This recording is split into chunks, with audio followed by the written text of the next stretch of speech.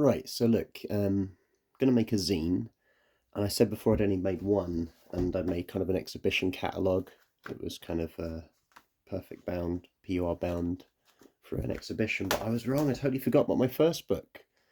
This is totally out of print now. I've got a couple of these left, which I've just held on to. And it's a book about Occupy London that I crowdfunded and published back in 2012. So anyway, so let's have a little look. So yeah, let's start with PUR binding, okay? So they put the paper together, they wax some glue down it. It's quite a strong binding. I know it was weird that I made a book with mostly horizontal photos, but I had so many photos to put in. I thought it was a cool way of doing it. Plus, you know, books with long spines like that, they're strong. You know, if it had been like that, it's not as strong because, you know, it's on a shorter edge. Yeah, I think it was so hard to remember now. Judging by the light, it was on silk paper, which I kind of like. And it had a slightly thicker cover. I can't remember the exact GSM, but it is slightly thicker. Again, for the exhibition at Four Corners, it was on uncoated paper, which I've got to say I've been researching, and for digital printing it seems really good. And from what I've worked out, it's the photos I've seen printed digitally on, say, silk or glossy, the colours just go crazy.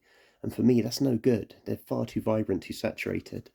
And the colour on an uncoated paper printed digitally just seems to absorb it. It just seems to look really nice. So I'm thinking about uncoated for the zine I'm making now. And again, Rob Stoffard's Tilbury, just looking again. There's a lot of text here. It feels like uncoated paper as well. And then PUR bound, quite a small size. Not sure if these are all A5, maybe not quite. But yeah, my catalogue and Rob's book, they're the same size. There we go. I won't pause this, just keep going. So Cafe Raw books are always a pretty similar layout. This one has text at the front, some of them don't, but you know, often it's not quite full bleed, but they're filling up a lot of the page, and then lots of double page spreads like this. Does this one have any text at the front? So no, this one doesn't. Does this have any text in the back? No, it just doesn't. Just any text, just the photos. There we go. We've looked at these briefly before, but let's look at Claudia Leisinger's book here from Field Notes. I said on a previous video that I thought the cover was on the same stock as the paper. No, I don't think so. It's very close. It might be only a few GSM more.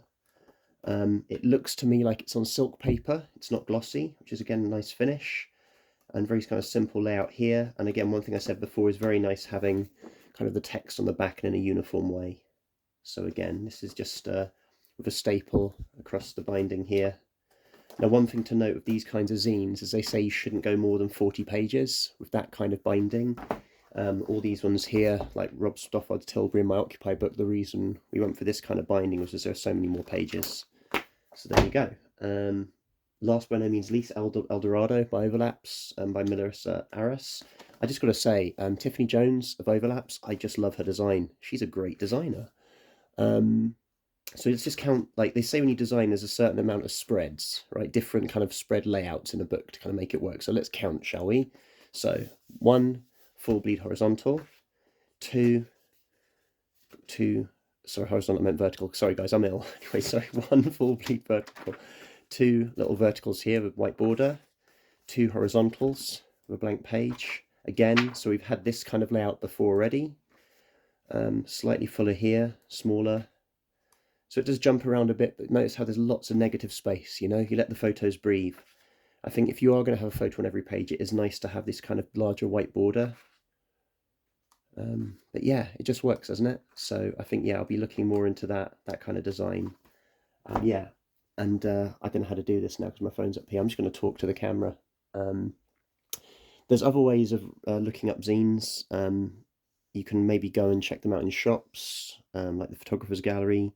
You can look at online. The other thing is, man, these are really reasonable to buy. Like the Field Notes, I think they're £8 each. Cafe Raw books are very reasonable as well. Just, you know, support a photographer, buy a couple of zines, and yeah, get inspired.